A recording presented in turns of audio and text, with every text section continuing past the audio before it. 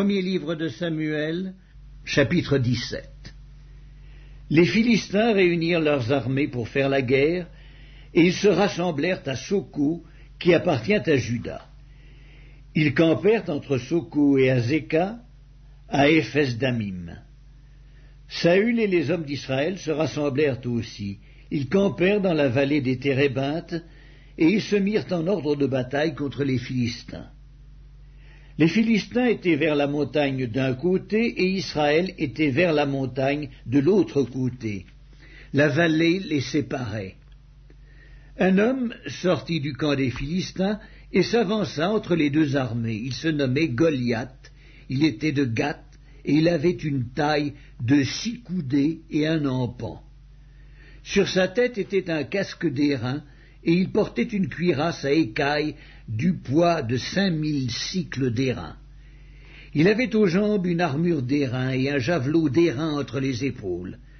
Le bois de sa lance était comme une ensouple de tisserand, et la lance pesait 600 cycles de fer. Celui qui portait son bouclier marchait devant lui. Le Philistin s'arrêta, et s'adressant aux troupes d'Israël rangées en bataille, il leur cria « Pourquoi sortez-vous pour vous ranger en bataille? Ne suis-je pas le Philistin et n'êtes-vous pas des esclaves de Saül? Choisissez un homme qui descende contre moi. S'il peut me battre et qu'il me tue, nous vous serons assujettis, mais si je me l'emporte sur lui et que je le tue, vous nous serez assujettis et vous nous servirez. » Le Philistin dit encore « Je jette en ce jour un défi à l'armée d'Israël. Donnez-moi un homme et nous nous battrons ensemble. » Saül et tout Israël entendirent ces paroles du Philistin, et ils furent effrayés et saisis d'une grande crainte. Or David était fils de cet Éphratien de Bethléem de Juda, nommé Isaïe, qui avait 8 fils, et qui, du temps de Saül, était vieux, avancé en âge. Les 3 fils aînés d'Isaïe avaient suivi Saül à la guerre.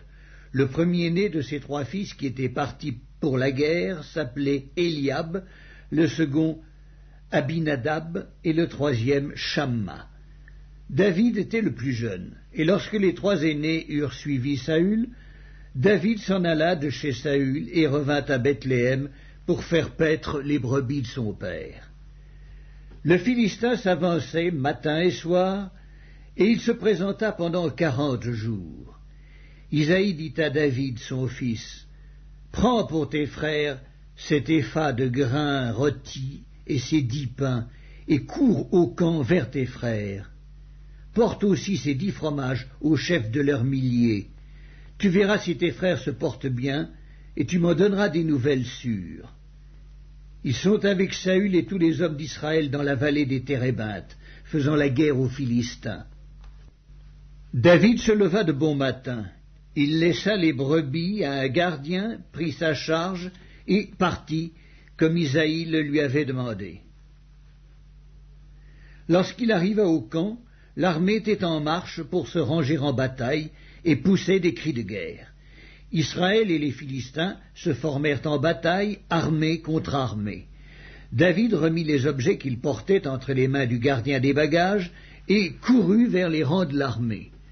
Aussitôt arrivé, il demanda à ses frères comment ils se portaient. Tandis qu'il parlait avec eux, voici le Philistin de Gath, nommé Goliath, s'avança entre les 2 armées, hors des rangs des Philistins. Il tint les mêmes discours que précédemment, et David les entendit. À la vue de cet homme, tous ceux d'Israël s'enfuirent devant lui et furent saisis d'une grande crainte. Chacun disait « Avez-vous vu s'avancer cet homme ? C'est pour jeter à Israël un défi qu'il s'est avancé. Si quelqu'un le tue, le roi le comblera de richesses, il lui donnera sa fille, et il affranchira la maison de son père en Israël. » David dit aux hommes qui se trouvaient près de lui, « Que fera-t-on à celui qui tuera ce Philistin et qui ôtera l'opprobre de dessus Israël? Qui est donc ce Philistin? C'est incirconcis pour insulter l'armée du Dieu vivant. » Le peuple, répétant les mêmes choses, lui dit « C'est ainsi que l'on fera à celui qui le tuera, Eliab, son frère aîné, qui l'avait entendu parler à cet homme, fut enflammé de colère contre David, et il dit, « Pourquoi es-tu descendu, et à qui as-tu laissé ce peu de brebis dans le désert? Je connais ton orgueil et la malice de ton cœur, c'est pour voir la bataille que tu es descendu. » David répondit, « Qu'ai-je donc fait? Ne puis-je pas parler ainsi ?» Et il se détourna de lui pour s'adresser à un autre, et fit les mêmes questions. Le peuple lui répondit comme la première fois. Lorsqu'on eut entendu les paroles prononcées par David, on les répéta devant Saül qui le fit chercher. David dit à Saül, « Que personne ne se décourage à cause de ce Philistin. Ton serviteur ira se battre avec lui. » Saül dit à David, « Tu ne peux pas aller te battre avec ce Philistin, car tu es un enfant, et il est un homme de guerre dès sa jeunesse. » David dit à Saül, « Ton serviteur faisait paître les brebis de son père, et quand un lion ou un ours venait en enlever une du troupeau, je courais auprès de lui, je le frappais, et j'arrachais la brebis de sa gueule. S'il se dressait contre moi, je le saisissais par la gorge, je le frappais et je le tuais. C'est ainsi que ton serviteur a terrassé le lion et l'ours, et il en sera du Philistin, de cet incirconcis, comme de l'un d'eux, car il a insulté l'armée du Dieu vivant. » David dit encore, « L'Éternel, qui m'a délivré de la griffe du lion et de la patte de l'ours, me délivrera aussi de la main de ce Philistin. » Et Saül dit à David, « Va, et que l'Éternel soit avec toi. » Saül fit mettre ses vêtements à David, il plaça sur sa tête un casque d'airain et le revêtit d'une cuirasse. David ceignit l'épée de Saül par-dessus ses habits et voulut marcher car il n'avait pas encore essayé. Mais il dit à Saül, « Je ne puis pas marcher avec cette armure, je n'y suis pas accoutumé, » et il s'en débarrassa. Il prit en main son bâton, choisit dans le torrent 5 pierres polies, et les mit dans sa gibecière de berger et dans sa poche. Puis, sa fronde à la main, il s'avança contre le Philistin. Le Philistin s'approcha peu à peu de David, et l'homme qui portait son bouclier marchait devant lui. Le Philistin regarda, et lorsqu'il aperçut David, il le méprisa, ne voyant en lui qu'un enfant, blond et d'une belle figure. Le Philistin dit à David, « Suis-je un chien pour que tu viennes à moi avec des bâtons ?» Et après l'avoir maudit par ses dieux, il ajouta, « Viens vers moi, et je donnerai ta chair aux oiseaux du ciel et aux bêtes des champs. » David dit aux Philistins, « Tu marches contre moi avec l'épée, la lance et le javelot, et moi je marche contre toi au nom de l'Éternel des armées, du Dieu de l'armée d'Israël que tu as insulté. Aujourd'hui l'Éternel te livrera entre mes mains, je t'abattrai et je te couperai la tête. Aujourd'hui je donnerai les cadavres du camp des Philistins aux oiseaux du ciel et aux animaux de la terre, et toute la terre saura qu'Israël a un Dieu, et toute cette multitude saura que ce n'est ni par l'épée ni par la lance que l'Éternel sauve, car la victoire appartient à l'Éternel, et il vous livre entre nos mains. » Aussitôt que le Philistin se mit en mouvement pour marcher au-devant de David, David courut sur le champ de bataille à la rencontre du Philistin. Il mit la main dans sa gibecière, y prit une pierre, et la lança avec sa fronde. Il frappa le Philistin au front, et la pierre s'enfonça dans le front du Philistin, qui tomba le visage contre terre. Ainsi, avec une fronde et une pierre, David fut plus fort que le Philistin.